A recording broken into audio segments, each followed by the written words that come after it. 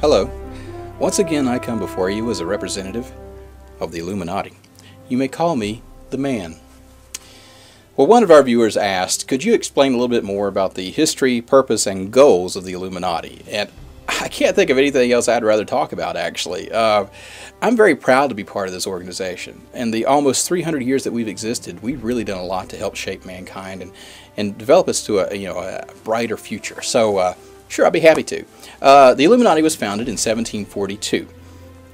Actually, I think I've already mentioned that. If you click on the first episode of our very short-lived Illuminati series, which you can find right here in this playlist, you'll find out that I mentioned that. It was short-lived, by the way, because the documentary maker that we hired, Johnson, was actually trying to make us look bad, so we had to stop that. But anyway, 1742.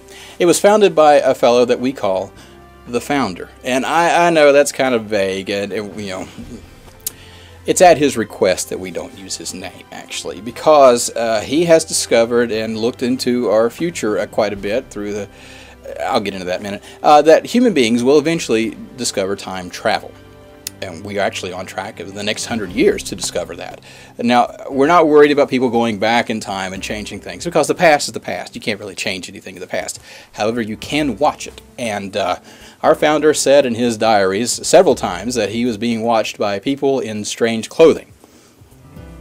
These could be time travelers, or they could have been the French. I don't know. It was 1742, for crying out loud. Powdered wigs and frills everywhere. Anyway, so we respect his wishes in this regard, and we use titles instead. As a matter of fact, we still continue to use titles today. I am, of course, the Man. That is not my name. That is my title. Some of our other people in the office, of course, have shown you their first names, Hugh and Laney, of course, and the ever-present Johnson is his last name there. There's actually been a Johnson since the beginning, since 1742.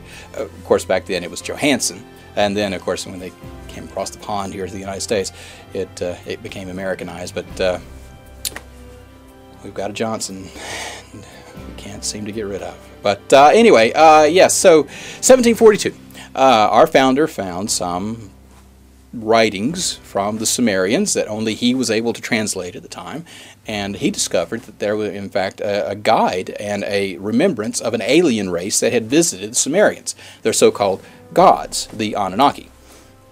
In this particular guide, he discovered how civilizations develop, all civilizations, because these guys have been around for a very long time. And using that information, he assembled a small cadre of people, very powerful people, to help ensure that we would get past the audit that was supposed to happen in 2012, the one that we are currently undergoing right now. That's the purpose of the Illuminati. As a matter of fact, that's our primary purpose, is to make sure that human beings keep breathing past December.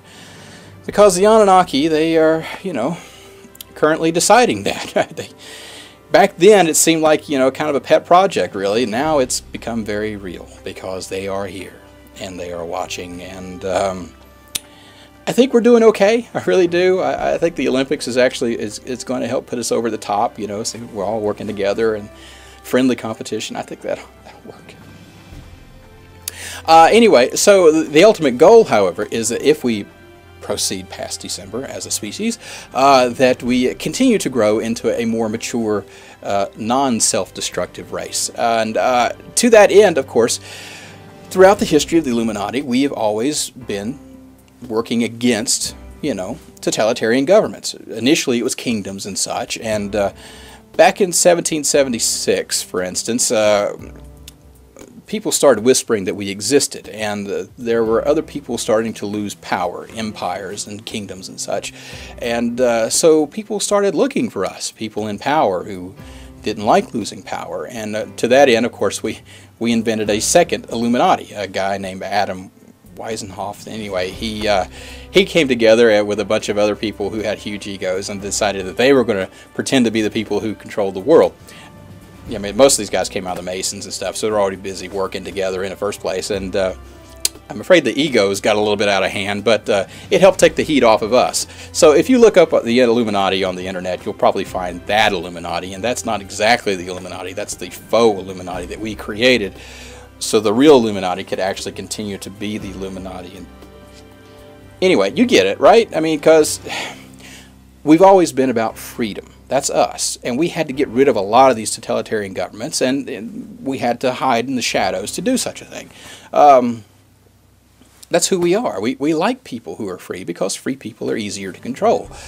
The best illustration is if you take a container, okay, full of metal marbles, okay, and you run a magnet underneath that container, all those marbles will go in the same direction. They'll all be influenced by the magnet, and that's us. We are the magnet. We were trying to influence humanity to a more mature, non-destructive species.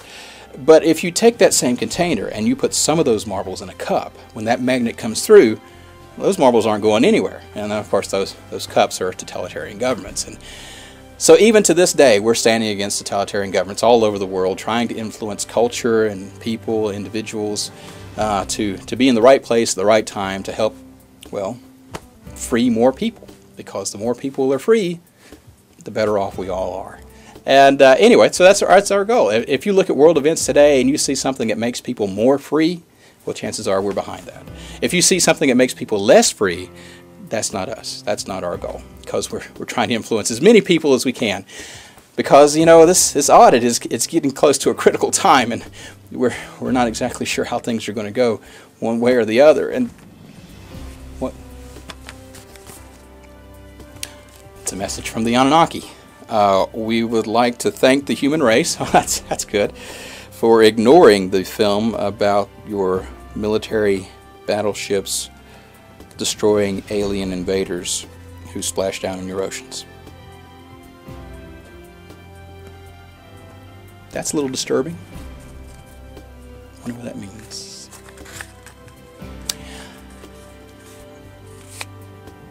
I've got to go make a phone call.